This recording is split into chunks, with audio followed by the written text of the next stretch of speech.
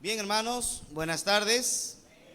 Damos gracias al Señor de estar en esta tarde dispuestos y preparados para aprender la palabra de Dios. Amén. En el libro de Efesios, capítulo 2, versículo 8 y 9, continuamos con nuestra conferencia acerca de nuestras doctrinas, de lo que nosotros como bautistas creemos. Amén. Bautistas, ¿ya? Dice Efesios capítulo 2, versículo 8 y 9. Dice, porque por gracia sois salvos por medio de la fe. Mire, por gracia soy salvo. Y para llegar a la gracia, ¿qué necesito? La fe. O sea, la fe es el camino y la gracia es el destino. El destino al que tengo que llegar es la gracia para ser salvo. Amén. Pero el medio para llegar a la gracia es la fe. Y dice, pues es don de Dios, no por obras, para que nadie se gloríe.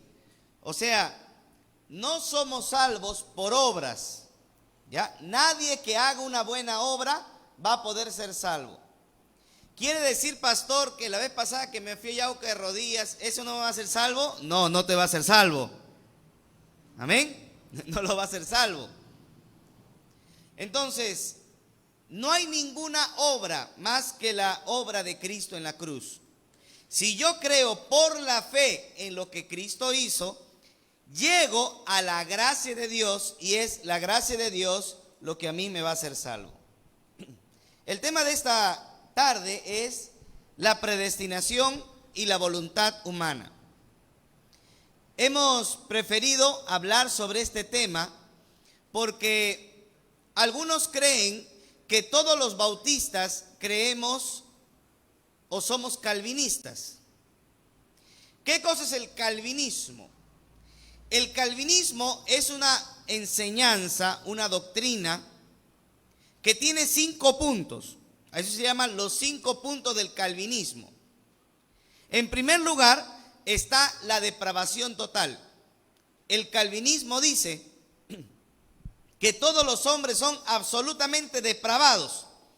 Y como todos son absolutamente depravados, nadie puede escoger hacer lo bueno. Amén. Eso es lo que dice el calvinismo. Ahora, si todos son absolutamente depravados, como dice el calvinismo, evidentemente da algunos versículos bíblicos para sacar esa conclusión. Luego dice el calvinismo, si todos son absolutamente preparados o depravados, nadie va a escoger hacer lo bueno, nadie va a escoger a Dios. Entonces, ¿quién tiene que dar el primer paso para salvar al hombre? No el hombre, porque el hombre no va a escogerlo. ¿Amén o no? Entonces, ¿quién tendría que dar el primer paso? Dios. Entonces, Dios, en su soberanía, en su poder, eligió. Antes de que todo fuera creado, Dios eligió a quienes iba a salvar. Amén. Muy bien, entonces mire, punto número 1, depravación total. Punto número 2, la elección incondicional. O sea, Dios dijo, tú te salvas, tú te salvas, tú te salvas, tú te salvas, y escogió un grupo, porque sabía que ninguno de ellos iba a poder salvar. ¿Amén o no? Muy bien. Ahora, de ese grupo, el hecho de que Dios los haya elegido, dice el calvinismo, no solamente es el hecho de haberlos escogido. Ahora lo que Dios tiene que hacer es atraerlos hacia Él. Como ellos no van a escoger convertirse, porque son depravados, entonces Dios tiene que obligarles, porque ya los seleccionó. ¿Sí me dejan entender? Dios los selecciona, y entonces para que ellos crean, se necesita ¿qué? Se necesita que ellos sean atraídos. Esa atracción se le llama la gracia irresistible. Gracias por soplarme. Gracia irresistible, ¿no? ¿Qué significa? ¿Qué cosa es la gracia irresistible? La gracia irresistible es que como este grupo de pecadores que ya fueron predestinados no lo van a escoger a Dios, Dios los obliga a escogerlos y entonces manda su ¿qué? Su gracia irresistible. Y de esta manera, entonces, de esta manera, la gente va a creer porque la gracia irresistible lo va a llamar. ¿Amén o no? Muy bien. Eso es calvinismo, ¿ah? No vaya a pensar que es lo que creemos nosotros, pero así lo enseña el calvinismo. Ahora, todo parece bonito, ¿no? Hasta ahí parece lógico, ¿sí o no? Todos son depravados, nadie va a escoger a Dios, Dios tiene que seleccionar a quién escoger porque nadie lo va a escoger. Y una vez que lo selecciona, como ni siquiera con la elección lo van a escoger, Él los tiene que jalar y arrastrar a creer en Él. ¿Amén o no? Ya, muy bien, hasta ahí todo parece lógico. Entonces, si Dios ya escogió un grupo para salvar, entonces cuando Cristo viene a morir, ¿por quién viene a morir? ¿Viene a morir por todos o solo por los que ha seleccionado? Pero póngase a pensar, pues, piense como calvinista. Claro, o sea, no tendría sentido que Cristo venga a morir por todos si ya hay un grupo escogido, ¿sí o no? Porque ¿qué hace el Señor derramando su sangre por gente que no le va a escoger? Entonces mejor solamente viene a morir solo por los escogidos. ¿Amén o no? A eso se le llama expiación limitada. Es decir, solo viene a morir por los que ya están seleccionados y van a ser atraídos a Él. Expiación limitada. Por último, mire, por último, gracias. Por último, como Dios sabe que estas personas ya están atraídas y ya Cristo pagó por ellos, para que no se salgan del camino, Dios entonces les va a dar el Espíritu Santo y va a hacer que estas personas nunca se aparten. A eso le llaman ellos la perseverancia de los santos. Perseverancia de los santos. Hasta ahí el calvinismo ha dicho hay 5 puntos. El principio de todos es la depravación. Como el hombre es totalmente depravado, nadie va a aceptar a Cristo. Entonces todo lo demás viene como en bloque, ¿verdad? Una consecuencia, una acción lleva a otra consecuencia. Ahora, justamente por esta doctrina llamada calvinista, los bautistas nos hemos dividido en 2 grandes grupos. O sea, en el mundo tú vas a encontrar 2 grandes grupos de bautistas.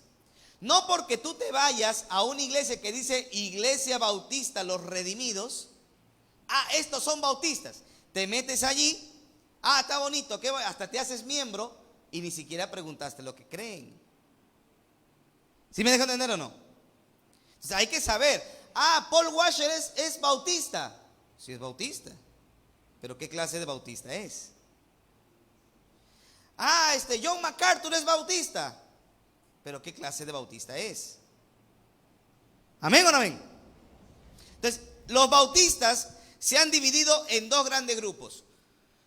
Los que creen que Cristo solo murió por los elegidos y por ende tienen la mayoría tiene los 5 puntos del calvinismo. A esto se le llama bautistas particulares. ¿Cómo se le llama? Particulares. ¿Y por qué particulares? Porque Cristo murió solo por algunos, bautistas particulares. Pero los que creen que Cristo murió por todos los hombres y le ha dado posibilidad a todos los hombres de arrepentirse, a eso se le llama bautistas generales. ¿Amén? Generales. Porque creen que Cristo ha venido a morir por todas las personas y no solo por un grupo seleccionado. ¿Amén o no? Ahora, luego de esto, pregunta de la tarde, ¿qué tipo de bautistas somos nosotros?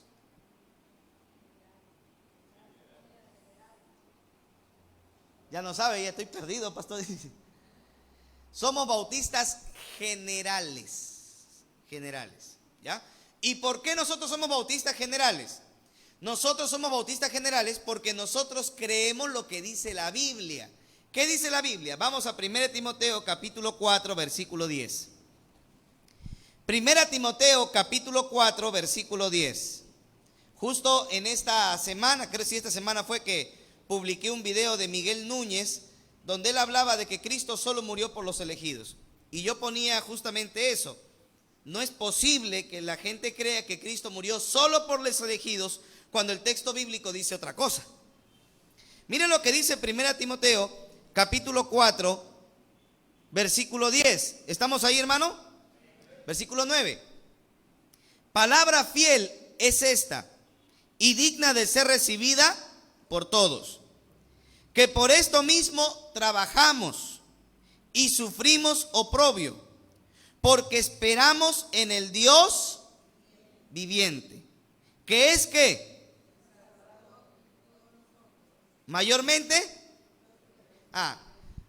mire, la Biblia dice que Dios es que Salvador de todos los hombres, y luego dice mayormente de los que creen.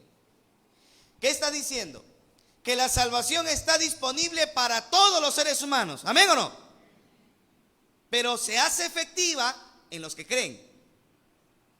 O sea, Cristo, Dios, es Salvador de todos, pero efectivamente se va a hacer la salvación solo de los que creen, porque los que no creen, por más que tengan la posibilidad, no van a ser salvos. ¿Amén o no amén, hermano? Entonces, ¿la Biblia dice que Cristo solo murió por los elegidos? No, la Biblia dice que Cristo murió por todos. ¿Amén? Por todos. Entonces, hermanos, ¿a qué se debe este problema?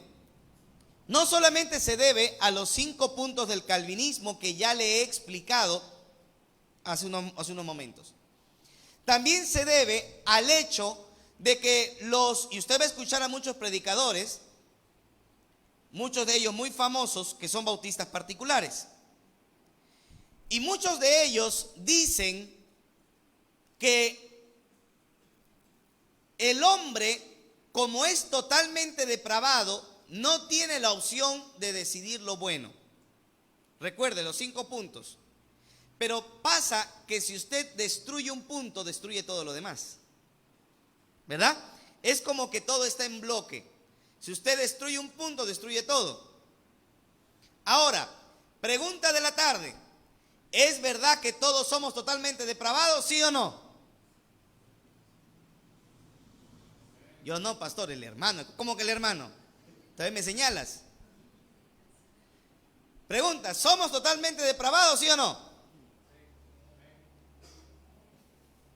Ya se dividió, la iglesia se dividió. Hay infiltrados acá, hermano.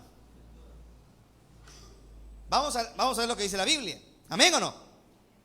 Vamos rápidamente al libro de Romanos capítulo 3. Romanos capítulo 3. Versículo 9. Romanos capítulo 3, versículo 9. Mire lo que dice la Biblia. ¿Me está siguiendo, hermano? Amén. Mire, ¿qué pues? ¿Somos nosotros mejores que ellos? En ninguna manera. Pues ya hemos acusado a gentiles y a judíos que todos están bajo pecado, como está escrito, todos, gentiles y judíos, todos. No hay justo ni aun uno. No hay quien entienda. No hay quien busque a Dios.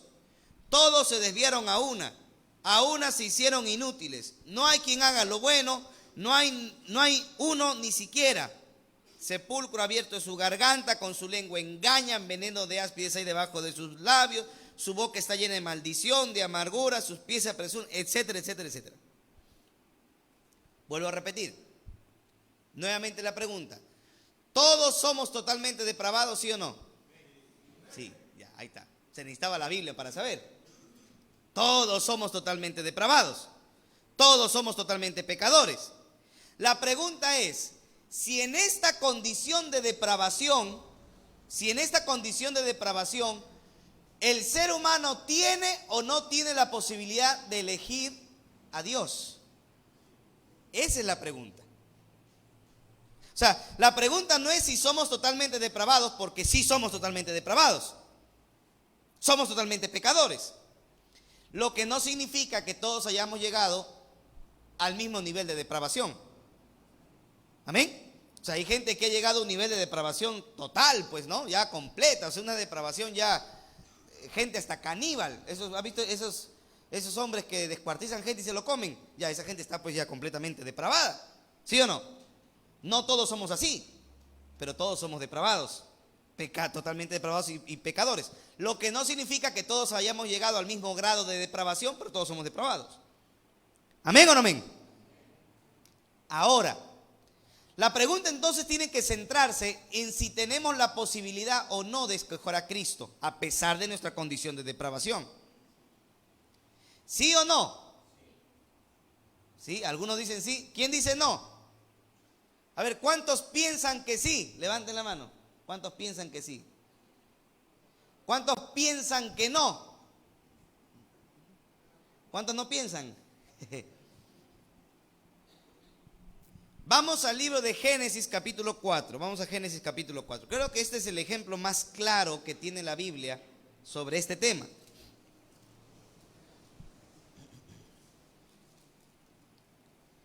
Génesis capítulo 4.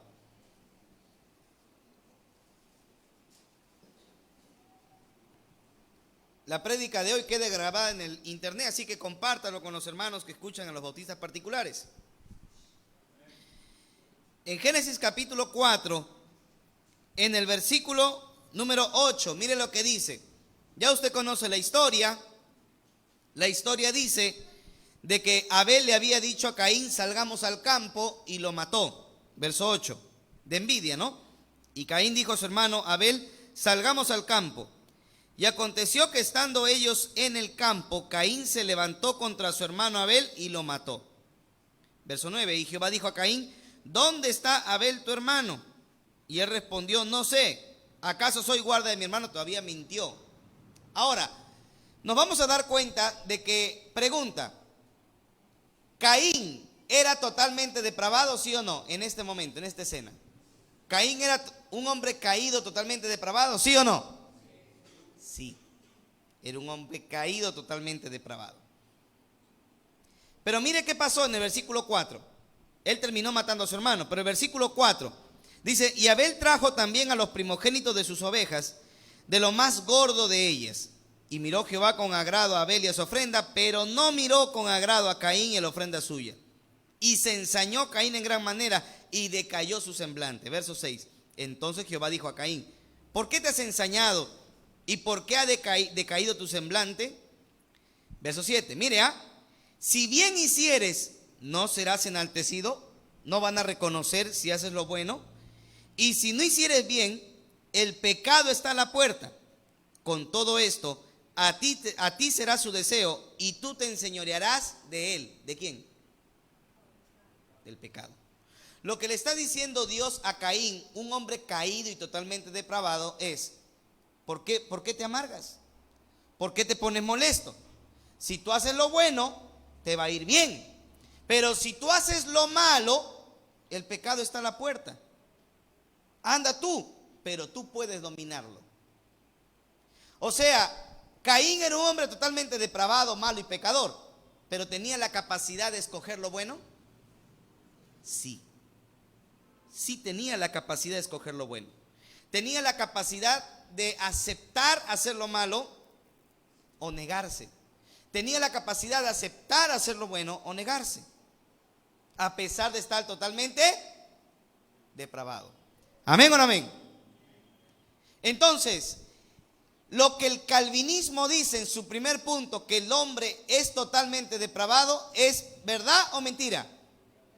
Verdad. No hay punto que dar vuelta. Es verdad. Lo que dice de que en esa depravación no puede escoger lo bueno, ¿es verdad o mentira? Eso sí es falso, eso es mentira. Porque a pesar de estar en esa condición de depravación, el hombre todavía tiene la posibilidad de aceptar o de rechazar el evangelio. Amén, hermanos. ¿Cuántos están vivos? Amén. Amén. Muy bien. Entonces, hermanos, esto es importante. ¿Por qué? Porque hay algunos calvinistas, bueno, los calvinistas por lo regular, o los bautistas particulares, ellos dicen, Dios es soberano. Y uno dice, pues sí, Dios es soberano. Entonces el hombre no tiene decisión. No, el hombre sí tiene decisión. Pero si, a ver, yo le hago una pregunta, a ver. Vamos a ponernos a reflexionar un rato acá. Así cuando yo enseño teología, ahí en la facultad también les hago a los hermanos así preguntas para que se confundan, no, para que estudien la palabra de Dios, ¿ya? Mire, ¿cuántos creen que Dios es totalmente soberano? Soberano significa que todo está bajo su poder y su control y nada se mueve si Dios no lo decide. ¿Cuántos creen? Muy bien. La pregunta es, si Dios es totalmente soberano, ¿mis decisiones pueden afectar las decisiones de Dios? No, no afectan. Entonces, yo no tengo verdaderas decisiones. ¿O sí? ¿Sí tengo decisiones o no? Sí, pero si no afecta lo que Dios ya decidió, entonces Dios va a hacer lo que Él quiere y no lo que yo quiera. Charles Wright en su libro de teología dice de esta manera: ¿cuántos creen que Dios sabe todas las cosas? Amén. Dios sabe todas las cosas. La pregunta es, ¿Dios sabe el día que me voy a morir? Sí, Dios sabe el día que me voy a morir. Pero ¿qué pasa si yo agarro y digo, bueno, Dios sabe todas las cosas, Dios sabe el día que me voy a morir, pero lo voy a agarrar a Dios? ¿Qué voy a hacer? Voy a dejar de comer, voy a dejar de comer y a los 7 días me voy a morir. La pregunta es, ¿ese día que me morí porque yo decidí o ya estaba predestinado ese día?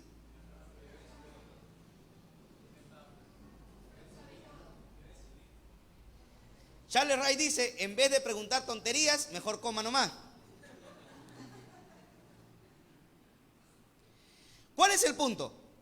El punto es que cuando hacemos una pregunta así, los bautistas particulares van a decir, no, ya todo estaba predestinado. Dios tiene soberanía y Dios ya sabía. Aún si tú dejas de comer, esa voluntad que has tenido ya estaba predestinado. ¿Está bien? ¿Está bien?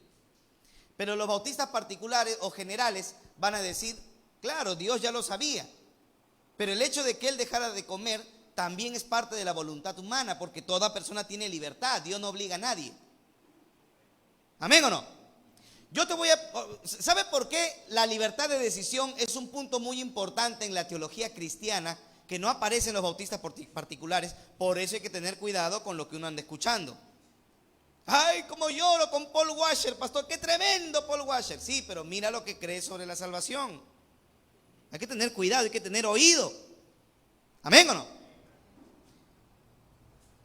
Mire, el punto, hermano, está en que nosotros creemos lo que la Biblia dice acerca de la libertad.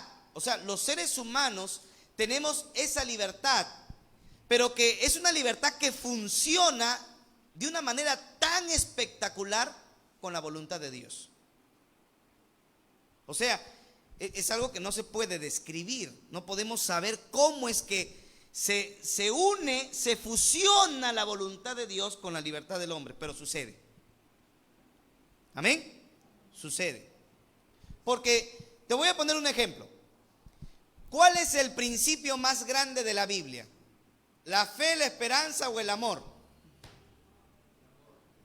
¿Se acuerda el coro? Viva la fe, viva la esperanza, viva el amor. ¿Se acuerda o no? Ya, ¿de dónde sale eso? De la Biblia. El apóstol Pablo dice, ahora quedan la fe, la esperanza y el amor. Pero el mayor de todos estos es, ¿por qué? ¿Por qué ahorita hay fe, esperanza y amor, pero un día solamente habrá amor? ¿Por qué?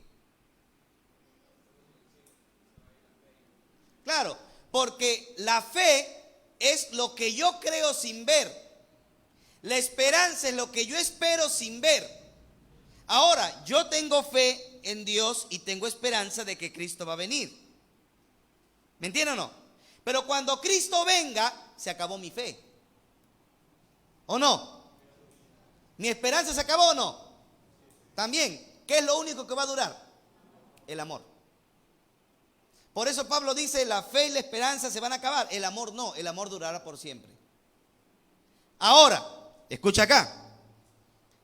Siendo que el amor es el principio más grande en el universo, para que el amor funcione, tiene que tener ¿qué? Voluntad. Y la voluntad tiene que ser una voluntad libre. Por eso cuando uno se va a uno se va a casar, una broma a los casados, no se molesten. Cuando uno se va a casar, el juez o el de la municipalidad lo mira bien, ¿sí o no? Y le dice, ¿está seguro usted? Ahora, yo he visto algunos videos por allí en donde le pregunta al chico, fulano de tal, ¿desea casarse? Sí, dice él. Y a la chica, fulana de tal, ¿desea casarse? Callada. ¿Ha visto? Callada. Le vuelvo a preguntar, ¿desea casarse? Callada. No respondía. El chico estaba sudando frío ya. Se puso a llorar. ¿Desea casarse? No. Ahora, ¿por qué, hermanos, es importante el amor? Porque para que haya amor se necesita voluntad. Y la voluntad tiene que ser absolutamente libre. Yo le pongo un ejemplo. Si yo llego a mi casa y mi esposa no me ama, no me quiere y solamente hay pleito, discusión y ya no la quiero esta mujer, pero por ahí llega alguien que me dice, mira, acá hay agüita de maracumango, esta es una pócima, dale a tu esposa y vas a ver que te va a amar. Entonces yo llego, voy, le doy a mi esposa toma y al día siguiente me abraza, me besa, tú eres mi amor, yo te quiero, te adoro. Muy bien. ¿Pastor, dónde venden eso? No, es un ejemplo nomás. Ahora, pregunta, ¿ese amor que ella está mostrando, vale o no vale? ¿Por qué no vale? Porque no es real. O sea, he tenido que darle una pócima para que me ame. ¿Sí me hacen entender o no? Lo mismo pasa con la gracia irresistible. ¿O no? Lo mismo pasa con la gracia irresistible. Si Dios tiene una gracia irresistible para obligar a la gente que lo ame, entonces el amor ya no es amor. Entonces ya no hay libertad. Entonces la gente no lo va a amar a Él. Dios va a tener robots que le dicen que le aman, pero no porque le amen, sino porque los tuvo que obligar a que lo amen. ¿Amén o no amén? Por eso no cuadra la gracia irresistible, no cuadra la depravación absolutamente total que no permite al hombre decidir. Porque el principio de que Dios haya creado seres morales está en la decisión. ¿Amén o no? Ahora, para muchos hermanos, que el hombre pueda decidir hacer algo es absolutamente inconcebible. ¿Por qué? Porque si el hombre decide hacer algo, eso va a alterar lo que Dios ha decidido. Y como Dios es absolutamente soberano, entonces nadie puede decidir otra cosa. Lo que pasa es que eso es una falsa visión. Es una falsa visión. Y te voy a poner algunos ejemplos en la Biblia. Número 1, vamos a ver la historia de José y de sus hermanos. Número 1, vamos a ver la historia de José y de sus hermanos. Yo creo que todos aquí conocemos la historia, así que vamos a avanzar un poco rápido. Ahora dice, José era un joven que era despreciado por sus hermanos, ¿verdad? ¿Por qué? Usted recordará Génesis capítulo 37. No voy a entrar a leer todo, pero te voy a resumir un poco la historia. Y luego de esta historia, quiero que veamos cómo la voluntad del hombre se fusiona con la voluntad de Dios. O sea, no son contradictorias, son complementarias. La pregunta es, cuando tú te entregaste a Cristo, ¿fue porque Dios te predestinó o fue porque tú decidiste?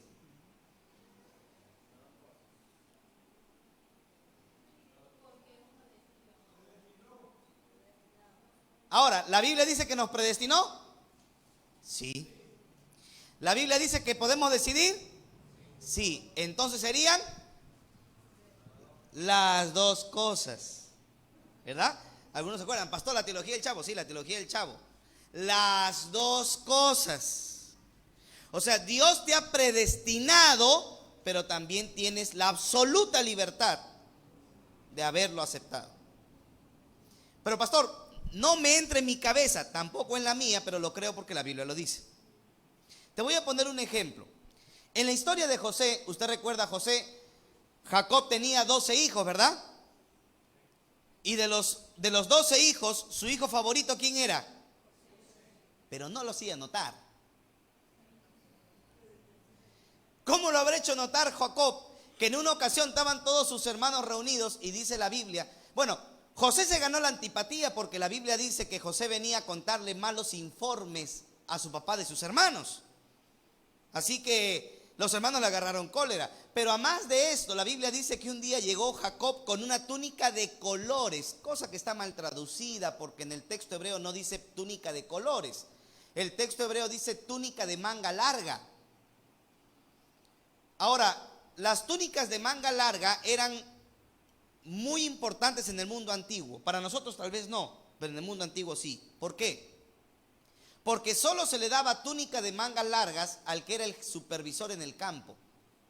Los obreros en el campo tenían que tener manga corta y tenían que remangarse para poder trabajar. Solo los que eran jefes tenían manga larga. ¿Amén o no? Así que cuando llega Jacob con la túnica de manga larga, ¿qué le está diciendo? Tú vas a ser el jefe, los demás serán obreros.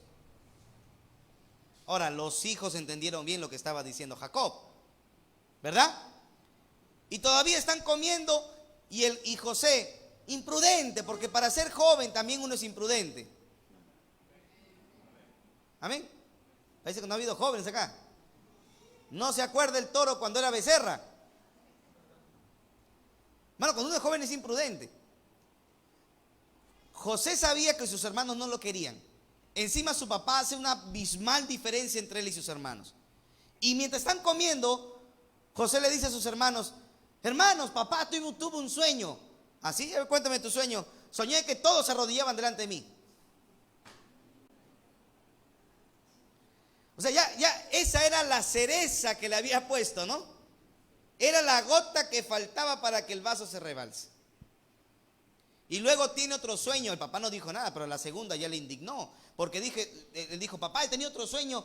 Yo me levanté y miré que el sol, la luna, las estrellas, todos se arrodillaban delante de mí. Y el papá se molestó. ¿Qué? ¿Hasta tu mamá se va a arrodillar delante de ti? Hasta el papá estaba molesto. Imprudente José. Los hermanos se van a trabajar al campo. Evidentemente Jacob, preocupado por cómo estaban ellos, manda a José a supervisar. ¿A quién? Al supervisor, pues ya le había dado la túnica. Y José todavía ya, como para exasperar el momento, como para no querer apaciguar las aguas, se pone la túnica. Y llega, bueno, supervisor, llega también. Los hermanos mirándole a José dicen, ¿qué hacemos? Ahí viene el soñador. Pero en el texto hebreo no dice eso. En el texto hebreo dice Baal Halomot. O sea, allí viene el Señor de los sueños. Ya le habían puesto hasta apodo. Se llamaba el Señor de los sueños. Y entonces cuenta la historia bíblica que dijeron, matémoslo. Y todos estuvieron de acuerdo hasta que Rubén apareció. No lo matemos, métanlo en ese foso. Cogieron a José, lo metieron al foso y esperaron a ver qué iba a acontecer. La historia bíblica cuenta que por ahí pasaron un grupo de madianitas árabes que iban para Egipto. Entonces ellos dijeron, ¿cuánto nos venderán? ¿A cuánto nos pagarán por un esclavo? Tanto, más o menos era un año de trabajo lo que podían pagarle por un esclavo.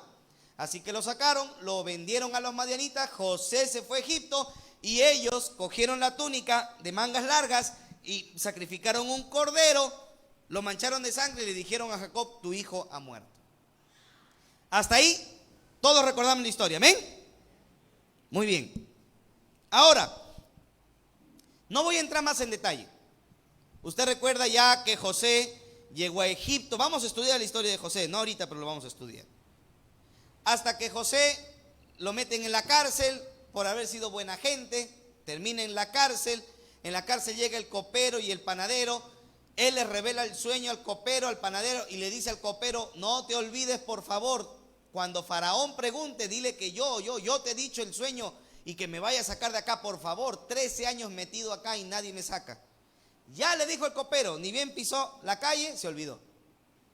2 años pasaron hasta que se acordaron de José. Faraón tuvo un sueño el día de su cumpleaños, no sabía interpretarlo Y el copero dice, ay, rey, me acuerdo de un hombre. Ahí después de 2 años se había acordado, ¿no? Y entonces lo mandan a traer a José. José revela el sueño, lo ponen de visir, ¿no? Como primer ministro en Egipto y se vuelve el señor de Egipto. Muy bien, hasta ahí recordamos la historia, ¿no? Muy bien. Sucede que en Canaán también vino hambre. ¿Y quiénes estaban en Canaán? Los hermanos de José. Los hermanos de José. Entonces, estando en Canaán, Jacob le dice, vayan a buscar comida. Y cuando van a buscar comida, se encuentran con José y José los reconoce, solo que ellos no lo reconocieron a él. Ya estaba cambiado. Entonces, cuando José ve, los acusa a ellos de ser espías.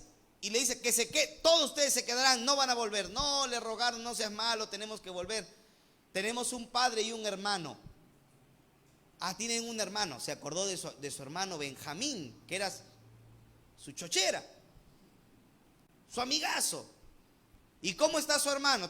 A ver, si ustedes no son espías, la próxima que vengan me van a traer a su hermano. Ya dijeron, muy bien, pues se queda uno. Y lo dejaron a Simeón.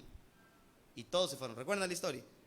En la segunda ocasión tuvo que volver otra vez el grupo, pero ya con Benjamín. Ahora, cuenta la historia bíblica que José dijo que todos mis hermanos se hospeden en mi casa. Se hospedaron en la casa real y al momento de darle comida, dice que los sentó a todos y los sentó, dice la Biblia, los sentó en orden de nacimiento, desde el mayor hasta el menor. Y a todos les dio comida, pero a Benjamín le dio 5 veces más que a todos los demás. ¿Por qué había hecho eso? Porque comía más. No, ya era su hermano. Pero algo quería él con esa acción. Quería generar envidia en sus hermanos. O sea, José dijo, a mí me regalaron una túnica y me mataron. Le voy a dar más comida a este y vamos a ver qué hacen con él. Él quería revelarse a sus hermanos, pero no quería revelarse sin antes saber si ellos habían cambiado o no. No vaya a ser que de regreso lo vayan a votar a Benjamín. ¿Sí me deja entender o no? Él quería estar seguro. Y entonces, no solamente eso, les da prendas y comienza a halagar a Benjamín. Lo suelta a Simeón, pero luego dice que se regresen y le deja la copa, ¿no? La copa donde él adivinaba, lo deja La historia ya la conocen. Al final él se revela, todos se ponen a llorar. Jacob viene de vuelta, se presenta ante Faraón, el pueblo va a vivir en Gosén. Ya toda la historia la conocemos. Pero hay algo que quiero que veamos. Vamos rápidamente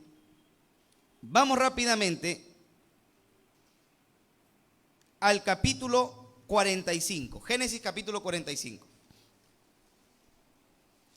Génesis 45. Mire lo que dice. Cuando José se presenta a sus hermanos, mire lo que dice, ¿ah? ¿Está conmigo o no? Dice, verso 1, no podía ya José contenerse delante de todos los que estaban al lado suyo y clamó, hagan salir de mi presencia a todos, y no quedó nadie con él. Al darse a conocer José a sus hermanos, entonces se dio a llorar a gritos, y oyeron los egipcios, oyó también la casa de Faraón. Y dijo José a sus hermanos, yo soy José, ¿vive aún mi padre? Y sus hermanos no pudieron responder porque estaban turbados delante de él. Claro, hermano. Imagínate que se te muere un familiar, tú crees que está muerto y dices, yo soy ese familiar muerto. Cualquiera se atonta. Y dice ahí, verso 4, entonces dijo José a sus hermanos, acérquense a mí. Y ellos se acercaron. Y él dijo, yo soy José, su hermano, el que vendieron para Egipto, ¿no? Y mire, hermano, yo algo que veo en el corazón de José es un corazón puro. Puro. Porque él no dijo, ya ven, jojolete, yo les dije que se iban a arrodillar, ¿se acuerdan o no? Ah, ¿se acuerdan? No, él no dijo eso. Él no dijo eso. Mire las palabras de él. Ellos se acercaron y yo soy José, su hermano, el que vendieron para Egipto. Verso 5, ahora pues no se entristezcan, ni les pese de haberme vendido acá. Mire, ¿quiénes eran responsables de que José esté allí? Sus hermanos, porque ellos lo habían vendido, porque ellos se lo habían llevado. Dice, no les pese haberme vendido, porque para preservación de vida me envió Dios delante de ustedes. Pues ya ha habido 2 años de hambre en medio de la tierra, y aún quedan 5 años en los cuales no habrá ni arada ni siega. Y Dios me envió delante de ustedes para preservar posteridad sobre la tierra y para darles vida por medio de gran liberación. Verso 8. Así pues, no me enviaron ustedes acá, sino Dios. Pregunta, ¿quién le envió hasta Egipto? ¿Dios o sus hermanos?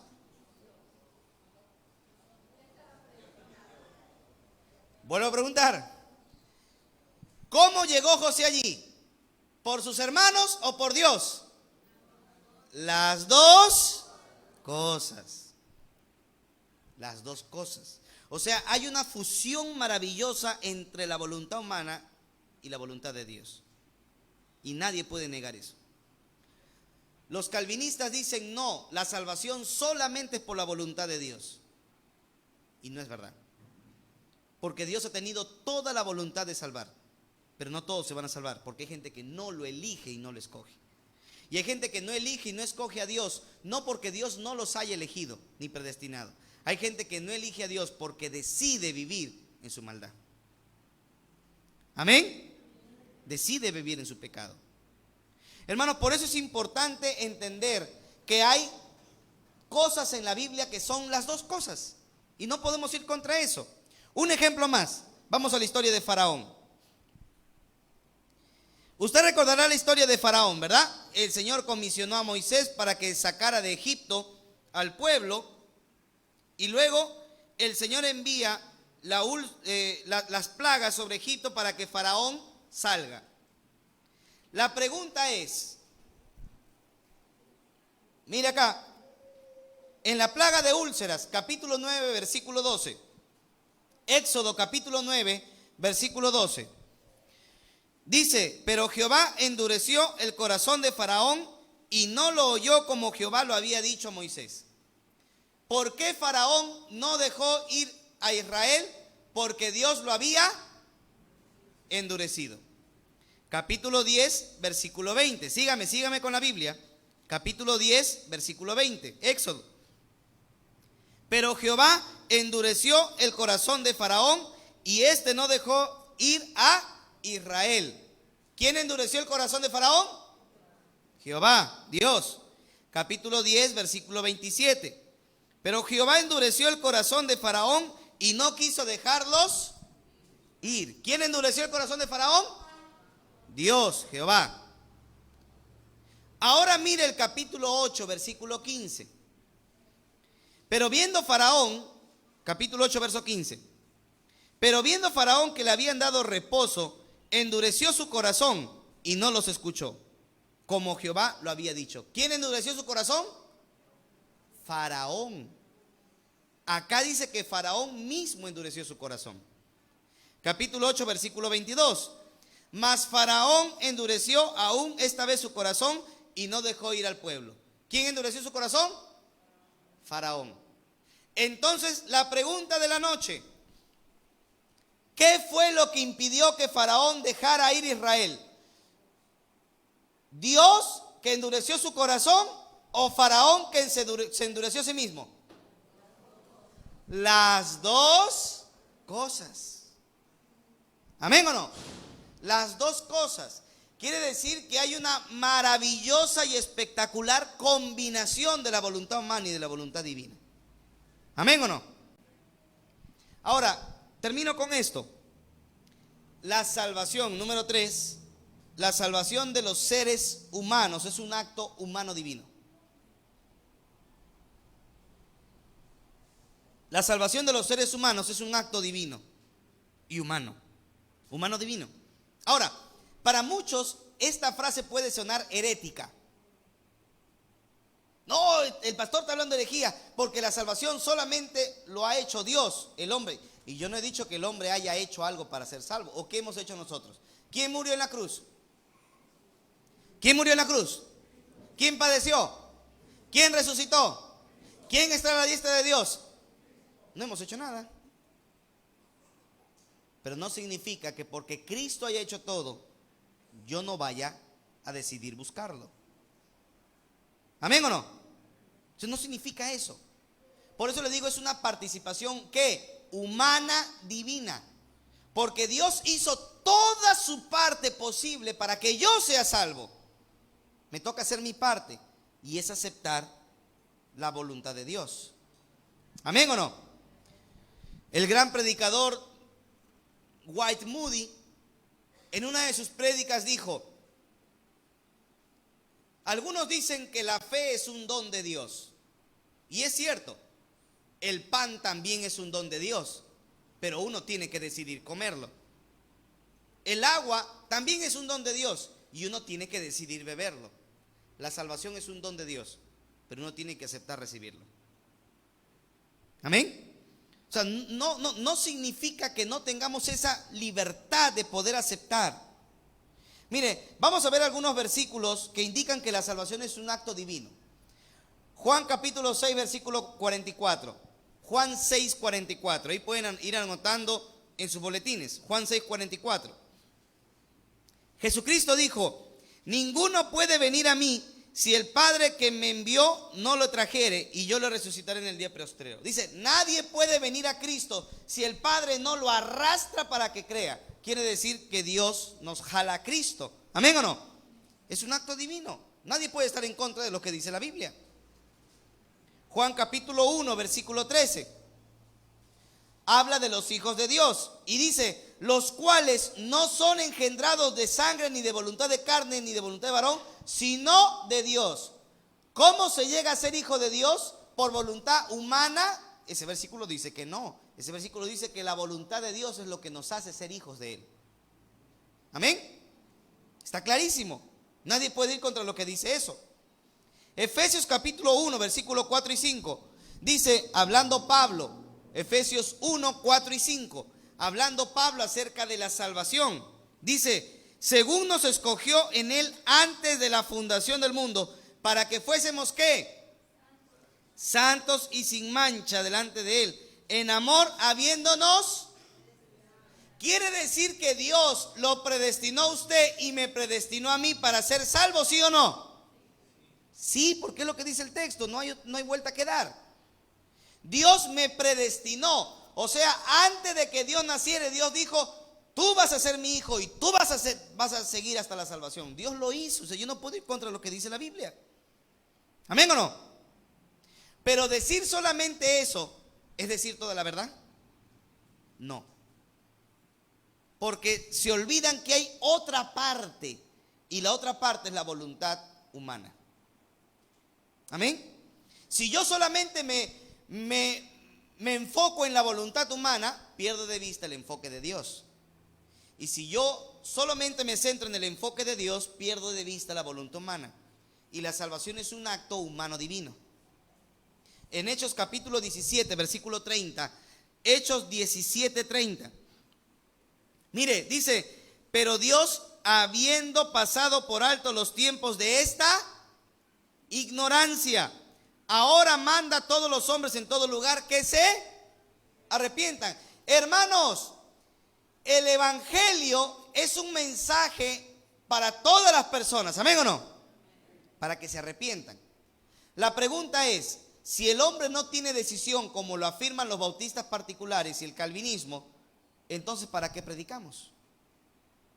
No, predicamos porque Jesús lo mandó. Está bien, pero sería una predicación hueca porque nadie va a poder aceptar. Pero hermanos, esa es una parte de la verdad, no es la verdad completa. La verdad completa es que somos totalmente depravados, pero tenemos una gran responsabilidad: aceptar o rechazar el evangelio.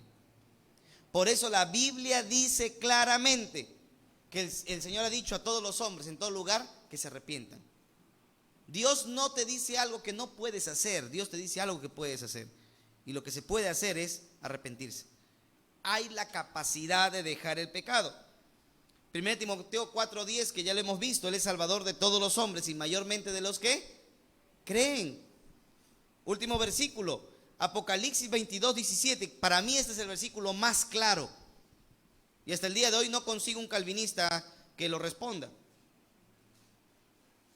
Dice Apocalipsis 22:17. Y el espíritu y la esposa dicen, ven. Y el que oya diga, ven. Y el que tiene sed, venga. Y el que quiera, tome del agua de la vida gratuitamente. El que quiera. ¿Amén o no? O sea, es verdad que Dios te ha predestinado para ser salvo. Pero hermanos, esa predestinación es una parte de la verdad. La otra verdad es que tú tienes esa posibilidad de aceptar o rechazar. Y si tú quieres, puedes tomar del agua de la vida. ¿Amén o no? Porque hermano, la voluntad humana, Dios nunca la ha disminuido, nunca la ha reprimido. Dios ha dejado que los hombres tomemos nuestras decisiones, porque recuerde, el amor para que tenga sentido se necesita de voluntad. Amén. Si no, el amor no tiene sentido. Último versículo, vamos a ver ahora los versículos que hablan de la simultaneidad de los actos de salvación. Efesios capítulo 2, versículo 8 y 9. Dice el apóstol Pablo, porque por gracia sois salvos. ¿De dónde viene la gracia para ser salvo? Mire, por gracia soy salvo. ¿Qué significa gracia? Gracia significa un regalo que no te lo mereces. Pero ¿quién puede dar ese regalo? Dios. Entonces, la gracia, ¿quién lo pone? ¿Quién pone la gracia? Dios. Ahora mire lo que dice. Por gracia sois salvos. Por medio de la... ¿Quién pone la fe? ¿Dios? Nosotros. O sea, Dios puso la gracia, pero para llegar a esa gracia necesito fe. Y esa fe la tengo yo. Amén. Obviamente los calvinistas y los bautistas particulares van a decir, no, porque ellos dicen eso. La fe no es una capacidad humana, es una capacidad que viene de Dios. Eso es falso. La fe es una capacidad humana. Tenemos la capacidad, por eso le digo, la salvación también es un don de Dios y hay que aceptarlo. El pan, el agua, el aire es un don de Dios y hay que aceptarlo. Hermano, la fe es una capacidad humana. Y aquí estamos viendo una simultaneidad maravillosa entre la voluntad de Dios y la voluntad de Dios y la decisión humana. Si fuera verdad, como dicen los calvinistas, que solo la voluntad de Dios salva, todos seríamos salvos. ¿Sabe por qué? Porque la Biblia dice en 2 de Pedro capítulo 3 que Dios no quiere que ninguno perezca, sino que todos procedan al arrepentimiento. Así que si la voluntad de Dios fuera solo por la voluntad de Dios, si la salvación solo fuera por la voluntad de Dios, todos serían salvos. Porque Dios no quiere que nadie perezca. Pero ¿sabe por qué no es así? Porque Dios nos da la libertad de elegir. Dios nos da la libertad de elegir. Si por Dios fuera, nos salvara a todos. Pero Él no quiere gente obligada que esté con Él en el paraíso. Dios quiere que haya gente que por amor decida vivir con Él. Hermanos, la salvación es un acto de amor, de agradecimiento a Dios. Jesucristo dijo, al que mucho se le perdona, mucho ama. Y Dios nos ha perdonado. Por eso amamos a Dios. Por eso creemos que para que la fe y la salvación tenga sentido, necesitamos amar a Dios.